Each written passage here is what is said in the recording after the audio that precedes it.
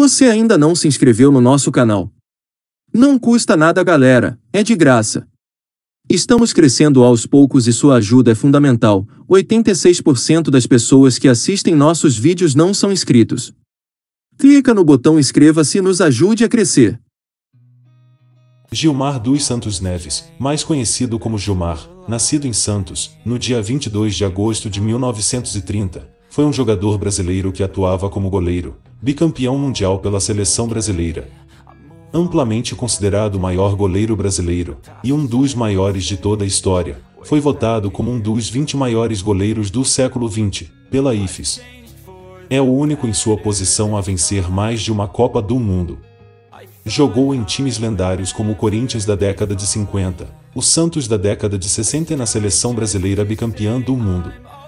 Gilmar possui o privilégio de ter sido campeão de tudo em sua época, devido ao fato de ter ao menos um título em cada competição que disputou.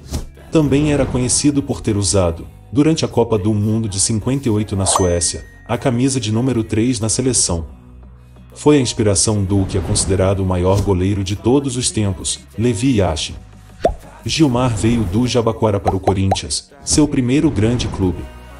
Na verdade, os dirigentes do clube paulistano queriam outro jogador do clube santista, o meio-campista Ciciá, que o Jabaquara só aceitou vender se o clube levasse Gilmar de contrapeso. O seu início no Corinthians foi um tanto complicado, pois foi considerado o principal culpado pela derrota por 7-3, em 1951 contra a Portuguesa de Desportos pelo Campeonato Paulista. Depois de 4 meses voltaria a defender a meta alvinegra, para se consagrar campeão paulista. É considerado o melhor goleiro da história do Corinthians. Em 61, após 10 anos, ele se despediu do Corinthians, em meio a brigas com o presidente Vadielou, que o acusava de corpo mole durante os primeiros anos de fila do clube paulistano. Seguiu sua trajetória no Santos, onde permaneceu até 69. Gilmar estreou na seleção brasileira em 1º de março de 1953, na vitória de 8-1 sobre a Bolívia, válida pelo Campeonato Sul-Americano, da atual Copa América, disputado no Peru. Assim como nos clubes em que passou, Gilmar também fez história na seleção do Brasil. Em 58, ajudou a seleção brasileira a conquistar a sua primeira Copa do Mundo. Em 62, repetiu o feito conquistando sua segunda Copa do Mundo com a seleção brasileira. Em 66, Gilmar também estava lá. Porém, ele não teve a mesma glória de 58 e 62, embora tivesse jogado 2 partidas, e mais tarde seria substituído por Ailton Correia de Arruda, o Manga. Gilmar jogou pela seleção brasileira até 69, sendo a vitória de 2-1 contra a Inglaterra, em 12 de junho, num amistoso disputado no Maracanã, sua última partida pela seleção. Em 66 ganhou o Prêmio Belfort Duarte, que homenageava o jogador de futebol profissional que passasse 10 anos sem sofrer uma expulsão, tendo jogado pelo menos 200 partidas nacionais ou internacionais. Faleceu em São Paulo, no dia 25 de agosto de 2013, em consequência de um AVC. Jabaquara, Corinthians, Santos e a FIFA homenagearam Gilmar em seus sites oficiais.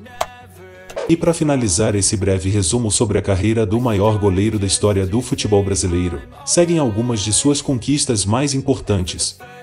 Pelo Corinthians. Campeonato Paulista em 51, 52 e 54. Torneio Rio-São Paulo em 53 e 54.